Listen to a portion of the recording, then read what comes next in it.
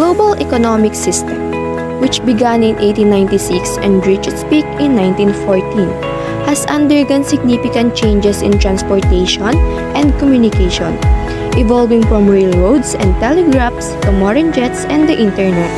While capital flows and immigration have expanded, challenges persist, notably the subjugation of poorer nations within the global economy, unequal benefits from economic growth, and disparities among industries and social classes. Additionally, within nations, the poor often bear the brunt of debt repayment to more developed countries, highlighting ongoing inequalities in the global economic landscape.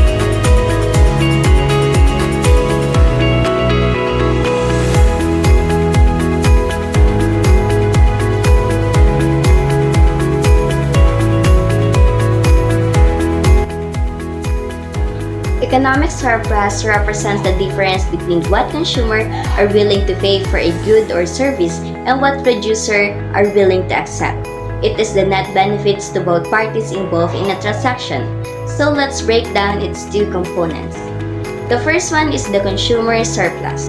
This is the difference between the maximum price of a consumer is willing to pay for a good or service and the actual price they pay. For example, if the consumer is willing to pay 20 pesos for a shirt but finds it's 15 pesos, their consumer surplus is 5 pesos. A larger consumer surplus indicates greater consumer satisfaction. The next one is the producer surplus. This is the difference between the minimum the producer is willing to accept for a good or service and the actual price they receive. Factors affecting surpluses. Several factors influences both consumer and producer surpluses. The first one is the demand and supply. The interaction of demand and supply determines the market price and the quantity, directly affecting both surpluses. Next is the government intervention. Government policies like taxes, price control, and regulation can significantly impact surpluses. Next is market structure. The market structure influences the price and quantity, consequently affecting surpluses. Information asymmetry.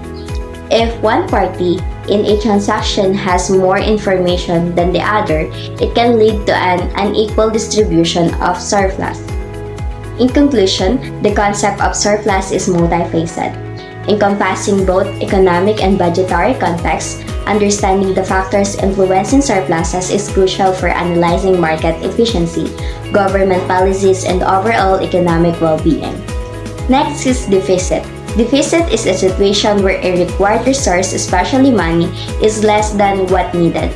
This means expenses exceed revenues. In a budget, inflows of money fall short of the outflow, often due to the overspending. Now, let's talk about budget deficits.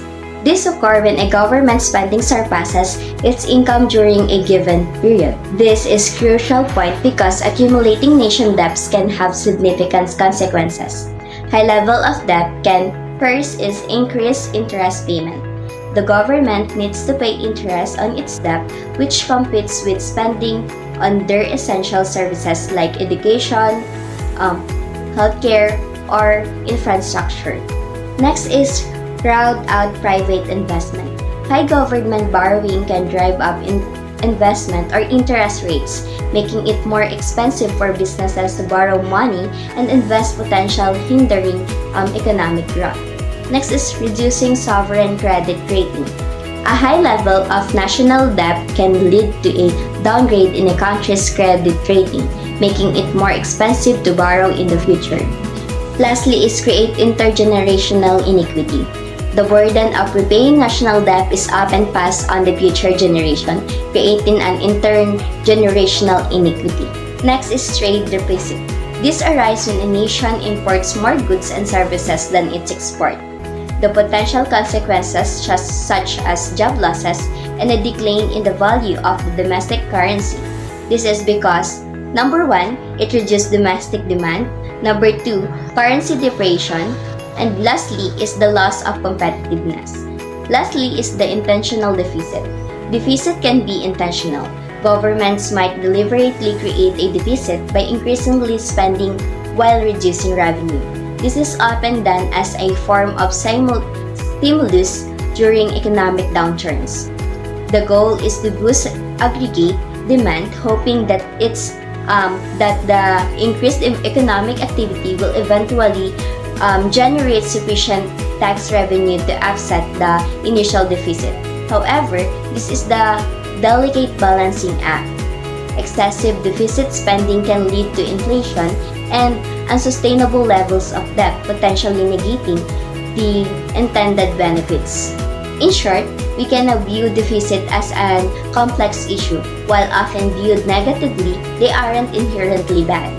The key lies in the understanding the underlying causes, managing their scale, and considering the broader economic context. Whether a deficit is beneficial or detrimental depends heavily in the specific circumstances and the government's ability to manage the debt effectively. The long-term consequences of persistence and large deficits are generally negative, but short-term deficit can be a legitimate tool for economic stabilization. Economic chains and networks. The trade of goods and services is clearly the central of the global economy. Much of the trade takes place in the interconnected circuits of one kind or another. Under this is the supply chains. According to Chopra and Mendel in 2001, a supply chain can be defined as the collection of stages involved directly and indirectly in fulfilling demand. These are generally labeled for value-adding activities in the production process. A supply chain begins with raw materials and follows the value-adding process through a variety of inputs and ultimately to a finished product. For example, the process might begin with some comparatively inexpensive raw material, say cotton, and at various steps along the way, workers and technologies add value to the cotton, example transforming it into thread or producing a t-shirt. So that in the end, the finished product, the t-shirt in this case, has greater value than the cotton with which the process began. Now let's move on to the types of supply chain strategies. First is STEAM, focused on the execution, efficiency, cost, performance. Reactive, fulfills demand from trade partners. And lastly, the efficient reactive, focuses on the efficiency and cost management. Next, flows in supply chains. Information flow. This refers to the movement and exchange of data, knowledge, and communication within the supply chain. Next is primary cash flow. The financial transactions within a supply chain, mainly the movement of money between entities for goods, services, and expenses. Next is primary product flow. The physical movement of goods through a supply chain from the supplier to the customer. And lastly, reverse product flow. The movement of goods from the customer back to the seller or manufacturer due to returns, repairs, or recycling. Next is the types of supply chain. Vertical supply chain management. It is an arrangement in which the supply chain of a company is owned by that company. Horizontal chain management. It is an expanding of business by acquiring a similar company in the same industry. Lastly, to be discussed in this topic is that international production networks. This involves the networks procedure involved in the process of producing a finished product. Multinational corporations or MNCs are seen as playing the central role as being the flagships in these networks. Inter and intra-firm relationships through which the firm organizes the entire range of its business activities. Next to be discussed is the global value chains. So the global value chains describes the people and activities involved in the production of a good service and its supply, distribution, and post-sale activities, when activities must be coordinated across geographies. This highlights the relative value of those economic activities that are required to bring a good or services from conception to through the different phases or production involving a combination of physical transformation and the input of various producer services delivered to final consumers, final disposal after use. Next is the global value chains, China and the US. So to give specificity to the idea of global value chains, look at the several specific examples of such chains, all of which involves trade between China and the US, although many countries in the world are involved in this or similar chains. Chinese are willing to do work that most Americans would refuse to do it for very low wages. Those who do the recycling work in China are paid about $140 a month. Women in gloves and masks and white uniforms sorts the aluminum and tube differently, separating small pieces of copper wire and whatever else they might find. Men did the smelting work, turning the scrap into liquid metal, which is later cooled into molds. Uses of scrap metals, aluminum. Use of the production of engine casing of new cars, irons, coffee pots, grills, and frying pans. These finished products are shipped back to the US to be sold as new products, and eventually scrap one again. According to Geopolitics, Supply Chains, and International Relations in East Asia, pages 23 to 40 of Cambridge University Press, the development of global value chains, or GVCs, in recent decades has transformed China into a global hub of manufacturing and assembly. Most of China's exports to the USA are in the context of value chain trade. The deepest participation of Chinese firms in the GVCs has greatly promoted the rapid growth of Chinese exports to the USA, as well as China's trade surplus with the USA, which triggered the ongoing US-China trade war. Toward an understanding of the complexity of the bilateral trade imbalance, this chapter adopts the GVC perspective in its analysis of the success of China's exports to the USA and of the persistent huge US trade deficit with China. It shows that conventional trade statistics seriously distort the bilateral trade imbalance by, on the one hand, exaggerating China's surplus and, on the other hand, underestimating actual exports to the USA. In addition, the chapter discusses the impact of the trade war on China-centered GVCs and argues that it is impossible to hedge the risk of the punitive tariffs with the depreciation of the yuan. Shifting part of value chains out of China would be inevitable, and the coronavirus pandemic would further strengthen the trend. Scrap metal is a significant part of the global economy, contributing economic growth, sustainability, and resource efficiency. Economic growth. The economic benefits of recycling scrap metals are noticeable. Today, scrap is a multi-billion-dollar industry and a huge contributor to the recycling industry worldwide, and it remains near the top of the economic supply chain. Even as the economy has gone through high and low periods over the past decade, scrap recycling has proven to be a resilient industry and one that's helped to drive our economy, and that's been particularly true as the global economy has gotten stronger in recent years. This economic boom has resulted in major public and private investment in new commercial construction, new infrastructure projects, and increased manufacturing of consumer products, ranging from automobiles to home appliances. Scrap metal recycling generates billions of dollars in export sales each year. In the United States, scrap exports support from more than 40,000 jobs in scrap recycling and 93,000 jobs in supply operation. Sustainability. Recycling scrap metals help preserve natural resources and reduce the need for mining. Metals can be recycled repeatedly without losing their properties, making them a sustainable resource. Recycling scrap metal reduces the need for virgin ore to create new metals. It has also helped reduce worldwide energy demand. Growing market.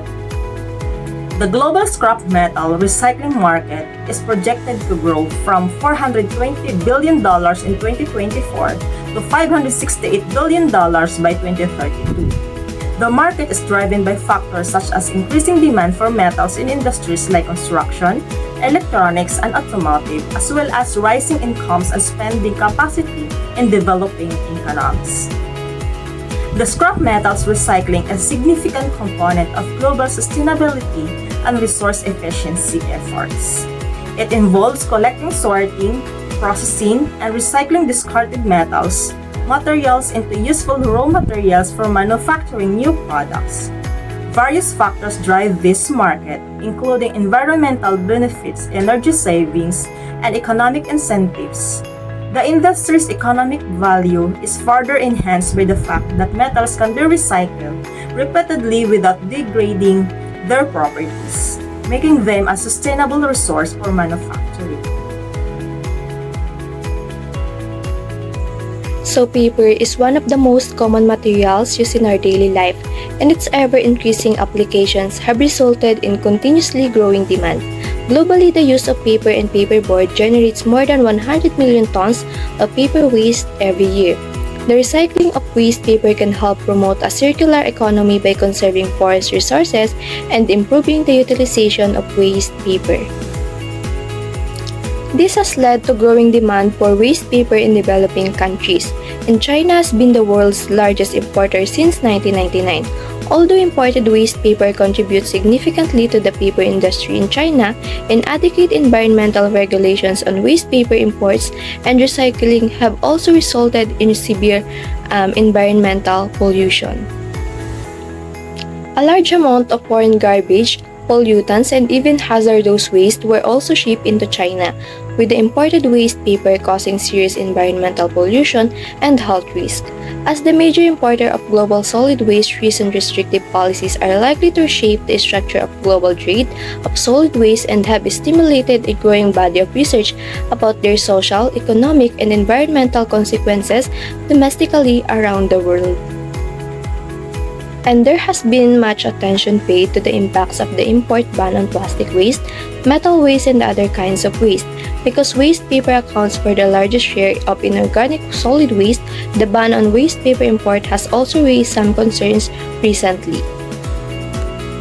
Worldwide, over 95 million metric tons of paper are recovered every each year to be made into recycled paper and paperboard.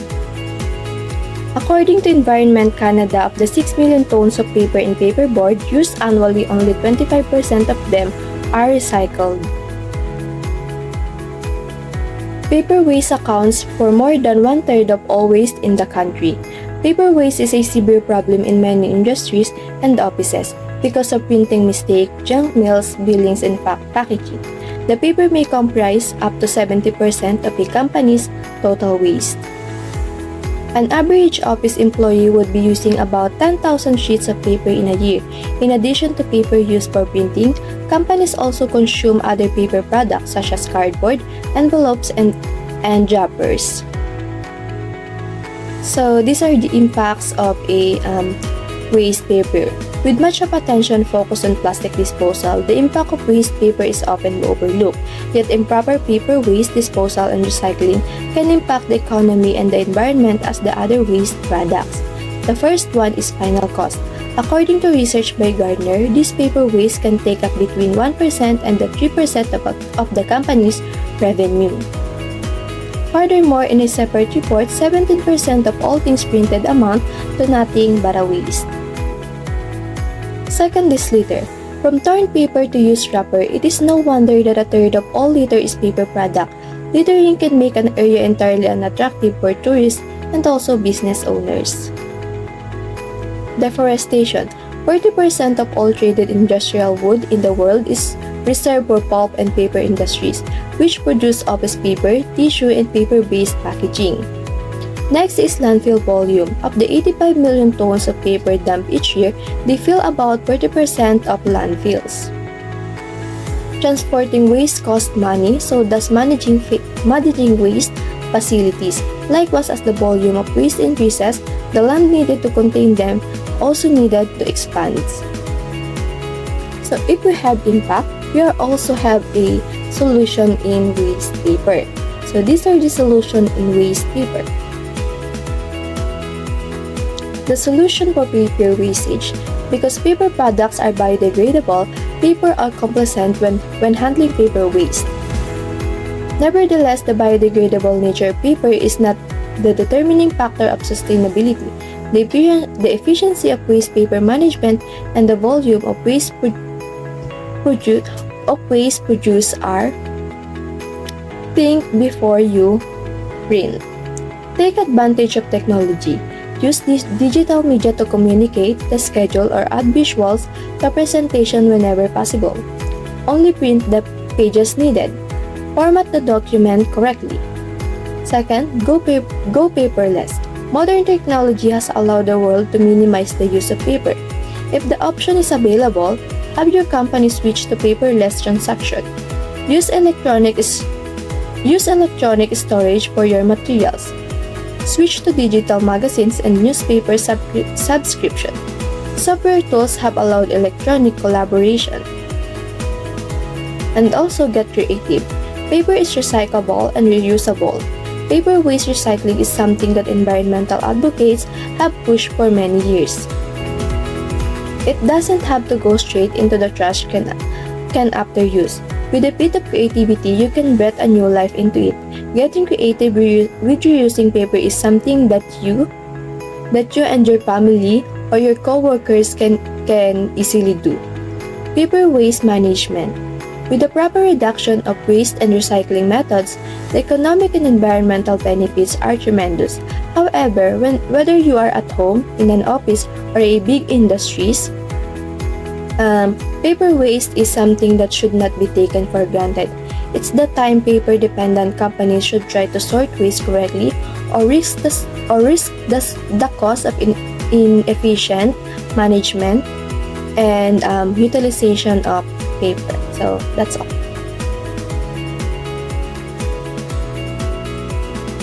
The t-shirt industry holds a significant place in the globalized world.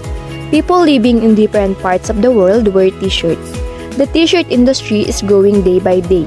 The amount of export and import of t-shirt is increasing, along with its demand around the world. It has become easy to buy a t-shirt from anywhere around the world. This is all because of globalization. Globalization has significantly transformed the structure and operation of the clothing and textile industry, which t-shirts are common product of, having ramifications for numerous communities, workers, and consumers. The socio-economic effects of increased globalization in the t-shirt industry have been widespread and often detrimental to both the workers involved in the production, as well as the many communities whose economies are larger based on the production of clothing for export. These effects often stem from the increased job competition and cost minimization strategies that are employed by larger companies, as they struggle to keep retail prices down in the face of a market is oversaturated with product. iPhones are assembled in China and their shipment to the US contributes to the US trade deficit with China. The iPhones is a major source of revenue for Apple, accounting for over 50% of the company's total revenue in 2023. Apple services and wearable businesses also contribute to the iPhone's revenue indirectly. It has created millions of jobs, directly and indirectly around the world, including more than 2 million in the US, over 5 million in China, and 5 million in India. The iPhone Store, iTunes, and accessories markets have created add-on markets that have changed consumer behavior. Apple's globalization strategy has provided international opportunities for its employees and has made it possible for customers to get the latest technology quickly. The iPhone has influenced the way businesses operate by improving communication, collaboration, and efficiency. Apple's sourcing model, which involves gathering components and materials from around the world, allows it to generate attractive profit margins. Apple has 30% market share of smartphones globally. However, in the first quarter of 2024, IDC estimated that iPhone shipments declined by 10% compared to the same period in 2023, and Samsung reclaimed the top spot in global smartphone sales. Apple's One held the top spot as the world's smartphone leader, but Samsung recently reclaimed the title. In the first quarter of 2024, IDC estimated that iPhone shipments compared to the period. The global market spread quickly from the US to other countries. In 2007, the iPhone was introduced to the US market, and by 2021, Apple had sold 233.9 million units annually. Apple has sold more than 2.6 billion units since 2007. Since its introduction in 2007, the iPhone has become one of the world's best-selling products of all time. In 2023, Apple sold 383.29 billion in revenue from iPhones, which accounted for 52% of its total revenue. Apple has sold more than 2.6 billion iPhones since 2007. One of the most striking developments of late has been the increasing global competition for commodities. Demand for commodities like oil and natural gas, precious metals like gold, silver, among others, as well as even more mundane products such as rice, wheat, corn, to name a few, has been fueled by massive development in emerging markets, especially in China. Massive industrialization in China plays a large and increasing demand for all sorts of commodities to power the same. Also, demand for commodities goes well beyond that of specific industries needing specific commodities for their production process. For example, specific products like airplanes to transport people anywhere in the world, trucks to deliver consumable things, to cars that are used as both as consumables and as technologies to be used for personally use or even for tourism purposes are a result of increased industrialization. All of these planes, trucks, and cars require gasoline and need to be produced in facilities that consume huge amount of energy, leading to a demand for a wide range of commodities. Again, global commodities ranging from oil to base metals to grains are moving higher as the billions of people in China and around the world get wealthier and are consuming more as they produce for others and increasing for themselves. One of the most striking developments in recent years have been the increasing global competition for various commodities. The best known and obvious example is oil, but much same big has happened in the market of natural gas, copper, lithium, especially for batteries for electric cars, nickel, silver, gold, as well as even more mundane commodities such as rice, wheat, corn, and soybean. The increasing demand for these commodities and many others is no longer fueled mainly by needs of the countries we traditionally as highly developed, but now by massive development in other parts of the world, especially in India and in China. Commodities competition, as defined in this video, refers to companies that are producing certain commodities and are competing for investors. Thus, energy companies are those that plan to attract more investors and expand operations when world energy prices are high as compared to those companies producing agricultural, industrial, and other commodities. Outsourcing. It refers to a company or individual delegating tasks to a third party for them to complete on behalf of the company. It relates directly to the sharing of people with specialist skills. When a company needs something to be done or fixed, they hire third-party companies and give them set tasks in order to reduce costs and increase efficiency. Although it is a concept of globalization, outsourcing does not need to happen across countries all the time. So as long as a company hires another company outside of their own, then it is an act of outsourcing. The said third parties are companies like FedEx, LBC, National Bank, etc. These companies are the ones who a company delegates a responsibility or task to, and they accomplish this task in accordance with their specialty. An example for this is infrastructures, maintenance. Other examples are call centers, technical supports, and marketing. What are the advantages or benefits of global outsourcing? Now that we understand the reason why organizations turn to global outsourcing, let's address a few of the key benefits of engaging with offshoring or business process outsourcing BPO providers. Cost savings. Global outsourcing can save on costs for your organization by having day-to-day tasks completed in a lower-cost economy such as the Philippines. This is because hiring new staff is an expensive process. Improve efficiencies, quality, and staff satisfaction. Global outsourcing allows you to allocate time-consuming and repetitive tasks to an offshore employee instead of your onshore team. That way, your local team can focus on what they do best and what motivates them, while your offshore team appreciates the opportunity to support your business. In the long run, global outsourcing also helps increase efficiency and job satisfaction for employees. Scalability and business growth. A main reason organizations struggle to grow is a lack of funds to invest in additional resources to support growth objectives. Business often have the time to recruit a new employee to leverage potential growth opportunities with additional support of a globally outsourced team. You can increase the capability for your organization to take on more work. To clarify, outsourcing is the consequence of an increasingly globalized market and the gradual interdependence of economies, cultures, and populations.